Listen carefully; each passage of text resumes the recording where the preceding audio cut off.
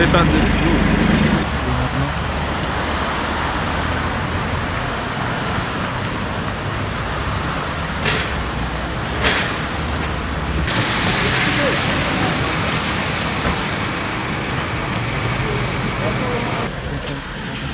Tamam bir şey yap. Bu da beyaz giymiş, şoförü bu da gözlüklü.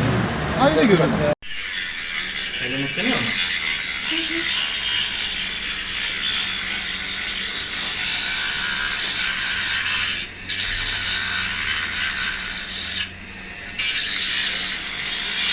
Isındın mı elin?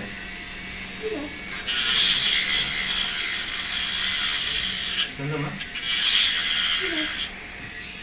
Evet, çok kötü. Bakalım çok güzel, tamam mı?